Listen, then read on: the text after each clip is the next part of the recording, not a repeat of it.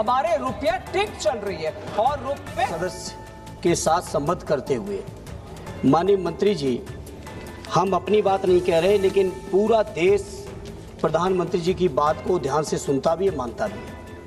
मैं आज इस मौके पर माननीय मंत्री जी, प्रधानमंत्री जी की बात जो पिछली बार उन्होंने याद दिलाई हमारे पूर्व साथी ने, प्रधानमंत्री जी ने कहा था कि रुपए के साथ देश की साख गिरती है। अध्यक्ष जी सवाल कर ले दीजिए, नहीं तो मैं छोड़ दे रहा हूँ।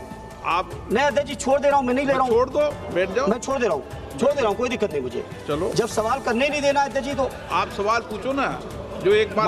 माननीय मंत्री जी, क्या आज आप इस बात पे कायम हैं कि प्रधानमंत्री जी की साख रुपए के साथ गिर रही है या नहीं? जो 60 रुपए का 94-95 रुपया हो गया, उसका स्पष्ट जवाब चाहिए, क्योंकि चुनाव जीतने के लिए आप लोगों की बातें कुछ होती हैं और नीतियां बनाने के लिए बातें दूसरी होती हैं। आपने माननीय मंत्री जी, अध्यक्ष जी जवाब में, वित्त मंत्री जी ने जवाब में कुछ देशों का उदाहरण दिया है। देर रात सरकार के लोग भाषण दे रहे हैं कि हमारी अर्थव्यवस्था दूनी हो गई, 2-3 नंबर पे पहुंच गई, 4 नंबर पे पहुंच गई।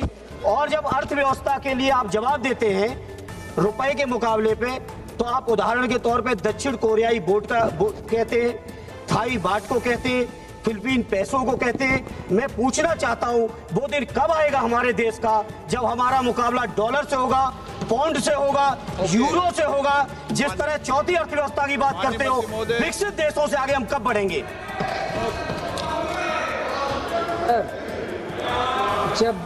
जब जवाब दिया जाता है,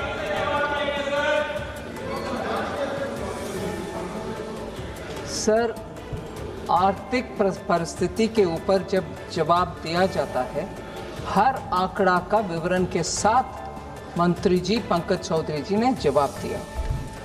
फिर भी अगर प्रधानमंत्री का साथ मैं याद दिलाना चाहती हूँ, 2 महीने पहले तक एक रीसेंट सर्वे में भी, ग्लोबली जो सर्वे हुआ, सभी प्रधानमंत्री और राष्ट्रपति गण के पॉपुलैरिटी के ऊपर जहां सर्वे हुआ, भारत के प्रधानमंत्री सबसे ऊपर है। इकोनॉमी का विषय इन्होंने प्रश्न पूछा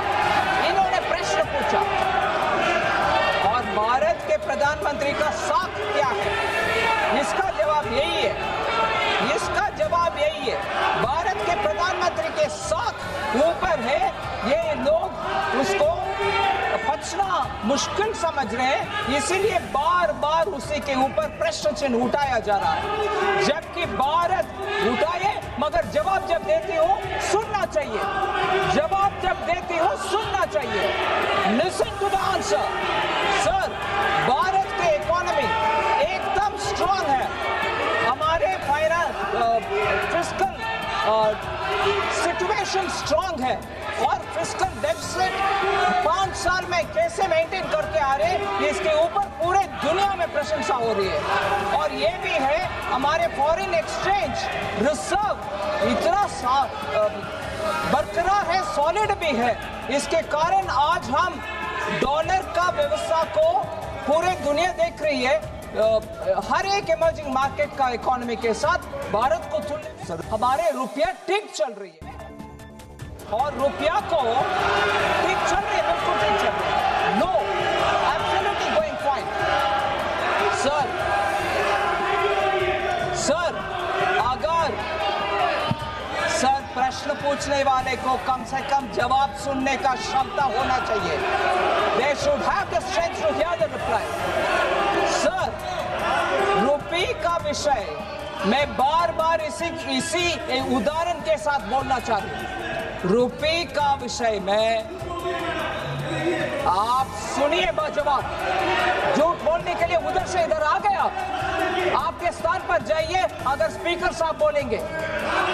सर, रुपये के एक्सचेंज रेट के ऊपर अगर इतना चिंता है, मैं इनसे याद दिलाना चाह रही हूँ, बाकी सब मैक्रो इकोनॉमिक फंडामेंटल्स जब नीचे गिर गए और फ्रजाइल 5 में हम आ गए थे, वो समय रुपये के ऊपर चिंता हमारे ओर से हम जताया, मगर आज जब फंडामेंटल सब ठीक ठाक है और दुनिया में इतना चल रही है और हर देश के करेंसी ऊपर नीचे जा रही है, इनको सिर्फ एक विषय इनको पकड़ करके हमारी इकोनॉमी को, हमारे देशवासियों का कृषि को, हमारे देशवासियों का मेहनत को अंडरमाइन करने के लिए हमारी ऑपोजिशन अगर है वो ठीक नहीं है।